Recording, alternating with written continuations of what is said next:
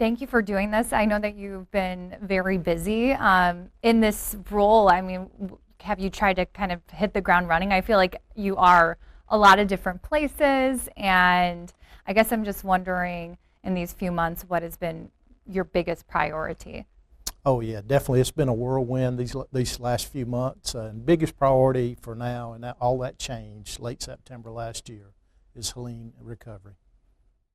Obviously, that's a huge issue, and I've been covering that, and I feel like I need to talk to you about that as well. But I want to speak with you about the DMV specifically because we just get a deluge of emails and texts. I have friends text me every day, please do a story about the DMV. I'm like, I'm doing them all the time. I don't want to have to keep doing them. What are your initial thoughts on that? I mean, I guess as a resident of North Carolina, have you been to the DMV recently trying to use their services? Yeah, it's probably been a couple years ago. I got my real ID, and we have two younger sons, and so I've been with them through DMV and the whole experience with that. And bottom line is there's a lot of things we got to fix. We have people waiting too long. People can't get appointments. We just have a lot of issues on the driver's license side. We have a lot of employees that are working hard, but they're frustrated too. The systems aren't keeping up. And it's just frustrating to everybody. And it's a high pressure situation anyway. We all get the bad feeling when we go to the DMV or go to the dentist or even go buy a car. And so you kind of start off there with a little anxiety. And then when things don't go like you want it to go, that makes it worse. Our employees are frustrated. They get more frustrated when they're dealing with customers that are in a bad mood. And all of it just adds together. And the bottom line is we got to make it better.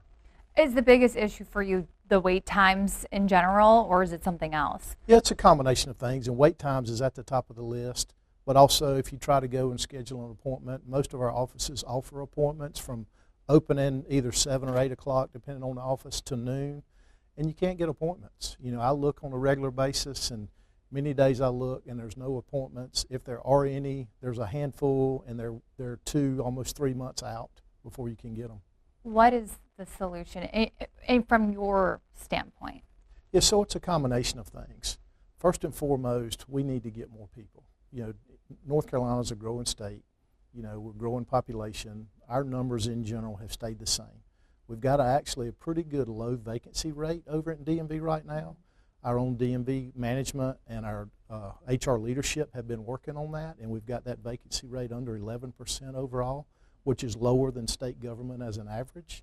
But one thing we're struggling with, we house a lot of temporaries in our DMV driver's license offices.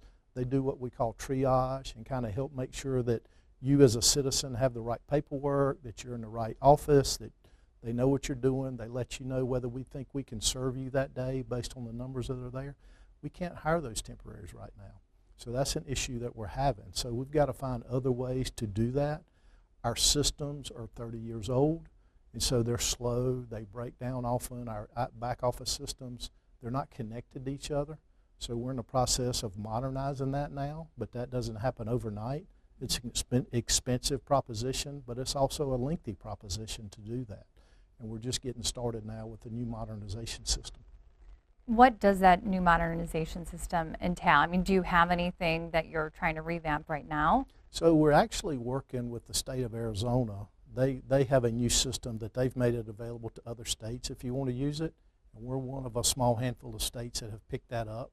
And we're starting to kind of kick that process off. And we're in the process of working with DIT to advertise to bring a vendor in to take the Arizona system and make it work for North Carolina. And where we can integrate all of the driver's license, the license plate systems, and everything that we have. Are you talking about privatization? Well, that's privatized in a sense because we have private vendors that do that, and we already outsource a lot of the DMV functions. Most of our license plate agencies are privatized now. They're private operators that run those. All of our driver's license offices are public. We have state employees that do those. All of our back office stuff, the vendor that we use for online work, that's privatized. Do you want there to be more of that? I'm just trying to understand when you're working with the state of Arizona, are you in regards to the offices that deal with license renewals and things that are public right now, do you see that continuing, or is that what you're hoping? As far as to privatize, I'm not sure I Yeah, understand the no, question. I'm just, when you're saying about, I mean, do you, obviously there has been studies and stuff that have looked into this before. Do you see the dynamic of what is publicly run within the DMV changing? I don't know that it would change wholesale. We don't have any wholesale plans to change whether we privatize more or less. And I think as something like a driver's license, that's a public service. It's really hard to privatize that. I mean, you could in an urban area where you've got a lot more volume, but we're a statewide operation. You know, we treat people in Raleigh and Charlotte and Greensboro, but we also treat people in Bath, you know, and Dunn and the smaller communities across the state. And I don't know that there's a profit margin for an office like that to do where you don't have as much visitation. We have these part-time offices, you know, that may only be open a couple times a day, things like that. But it's still a necessary service, so the citizens don't have to drive so far to get that. In regards to the Arizona stuff, I do have one more question. I think it is, my sister lives in Arizona, and she's had a very different experience with the DMV. And I'm wondering, when you're talking about using kind of their model, what exactly, is that the license on the phone, or is that more than that? Can you just explain that to me? Well, it's the software. Okay. It's their software system that they've made available to others. Now, we are looking at other DMVs across the country and see how they run things and trying to pick out the good things that they're doing, and we hope to copy that. We're bringing a consultant in. We're working with the state auditor's office on the ongoing audit, you know, and we're just, it's a wholesale top to bottom. We're also looking at the culture of DMV, you know, because we really want to make it a good customer service experience overall. But that starts with, how do you feel when you get there? How long do you wait? Is it easy to get your services? Is it easy to navigate the website? Is it clear for, depending on what you're going there for, maybe it's a renewal, maybe it's a new license, maybe it's a real ID. Do you have the right credentials, and is it easy for you to find out which credentials to bring with you when you go? I'm curious because normally the commissioner role is appointed, from my understanding. This time the job application was posted. Can you give me any insight into why that decision was made? It was just a different route. Yeah, and we've posted it before. You know, the DMV commissioner is appointed by me as Secretary of Transportation, but we have posted it before in the past, and we took that route this time to open it up the process and try to get more candidates so we could get a larger group of candidates, probably more professional candidates than we've had in the past, and that's our goal. We're actually going through the interview process now. So it was my understanding there were 40 applications or 40 applicants. I don't know if that was everyone who applied or who were viable, but where are you at then? I know you said you're interviewing. How many people are you interviewing?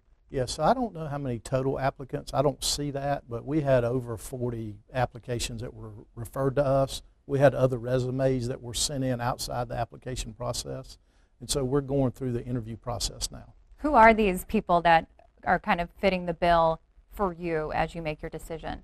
So for me, it's somebody that's led large organizations. It's somebody that's done change management. It's somebody that has a background in processes and process improvement. When do you think you're going to make your decision? So hopefully in the next few weeks, we'll make a decision, and then moving forward, we'll work with that selected candidate on the transition into the role. When would you like to see someone officially in the role? I would like to see somebody in sooner rather than later, you know, just as soon as possible. And why is that? Well, it's time for us to move forward. You know, we recognize what the need is. We've got a lot of positive things happen as far as defining the specifics and hopefully finding some solutions to that where we can make a difference. And we need a leader there to lead that and get it going. In terms of the solution to make the DMV a better customer experience, how big of a factor is the new commissioner? Is it a big piece of the pie, or is it one of many other slices? It's one of many, but it's one of the larger ones. We've got to have the right leader there because they've got to be able to deal with the customers and understand things from their perspective. They got to be able to deal with the employees and understand things from their perspective and help make some changes in that realm. But they've also got to deal with us on our end, on the political side. You know, me, the executive branch, the legislative branch, and others. So they've got a tough job coming into this role. Secretary Hopkins, is there anything else on this topic that we haven't discussed? Yeah, not that I know of. I mean, well, a couple things. Yeah. We are next week opening up another 42 offices at 7 in the morning. So that'll put us at 92 total. So that's almost doubling what we already have. And that'll be 80% of our driver's license offices that are adding a day to their work day. So 80% of them will have a 10-hour work day. That'll open up more appointments. Hopefully we'll be able to serve more people. We're adding a few more offices to our summer hours. That's where we're open from 8 to 12 on Saturday. That we're growing that by 4. So we'll have 20 of those, and that starts the week after Memorial Day and runs just before Labor Day, which are usually our busiest months. That's right. So that'll help out some at this time. Some of the issues that we're having, Real ID deadlines coming up in about a month. And so that's been postponed in the past. That's not our decision when that happens or not. That's a federal decision. If that sticks, you'll have more people that'll come to offices to get Real IDs. We're also at that transition now where the people that renewed online for the first time, they have to come back into our offices now to renew and get their picture made in the office. That's right. Yeah, it's like creating this big bottleneck effect. I want to ask you about the temporary workers. When you're saying that the vacancy rate, yeah, it is a lot lower than it used to be. I do think temporary workers are helping a little bit with just staffing in general. But obviously there's a shelf life to that. Those workers are not going to get the same benefits as full-time employees. I mean, do you see temporary workers as a permanent solution? I don't even know kind of where you stand on that. Obviously the governor's budget proposal is trying to create, I think, 85 new permanent positions. Yes, so I do not think temporary workers are the permanent solution. Our vacancy rate is based on our permanent positions, not temporary positions. So we struggle right now hiring temporaries. And part of that is because we're such a great economy here in North Carolina. You know, we have a low unemployment rate. This is a place people want to raise their families. They want to live. They move. They're bringing their businesses here. And so all of that is combining to make it harder for us to hire people. It hadn't shown itself so much on the permanent employee side here in the last couple of years because we've been able to drive that vacancy rate down, but we haven't had the same success with our temporary employees. So we've asked the governor for more employees. He's put it in his budget request, and it's actually over 100 new permanent positions over the next 2 years. 2 years, okay. Yeah. How would you rate the DMV right now? Oh, it's poor. Yeah, we've got a lot of room for improvement, and we're focused on that, and we're going to make improvements. I've covered this for so long, and by so long I mean like 3 years. But every time I do a story, I'm like, here's the problem, here are the things they say are going to make it better. And honestly, anecdotally, based off of viewers and just looking at the available appointments, it seems like it has gotten worse. There are some things that have gotten better, like the vacancy rate with employees. But how can you ensure that this is finally going to make the difference that people so want? I think this is the first time where there's been a coordinated effort to make an improvement. You not only have the Department of Transportation and DMV, you've got the governor's office, you've got the state auditor's office trying to help, and we've also got the legislature. We're all hearing it, and we're all got that collective effort to make it better. Yeah, it sounds like there's support now for funding and for adding those new employees. Yeah, I hope so. You know, we'll see the General Assembly budget in the near future, and I'm hoping they support that too. If it's not supported, what do you do from there? Well, we just have to keep doing the other things that we can do. There are some process improvements that we can make to make it better, and we'll be looking at that too. All right, I don't want to take up any more of your time. I'm sorry that it's all DMV. Is there anything on any other topic that you want to Well, say? Helene, you know, Yeah. I just want to for us not to lose the focus on Western North Carolina. Mm-hmm. I think that as these other things, storms and wildfires and other things happen, you know, that causes us to change our focus a little bit. But this is the most devastating storm in our state's history. Our largest storm from a DOT perspective before this was Florence, and it cost us about $250 million worth of damage in eastern North Carolina. In western North Carolina, we've got, from a Department of Transportation perspective, about $5 billion worth of damage. Our crews, our contractors, our consultants, they've made great progress. We've already spent nearly $600 million on repair work out there. We've had a lot of success stories, but that's just over 10% of where we need to be. So we've got a long way to go, and we want to keep the focus on that out there and improving. All right, thank you so much for Thank doing you. this. I Appreciate it. appreciate it. Mm-hmm.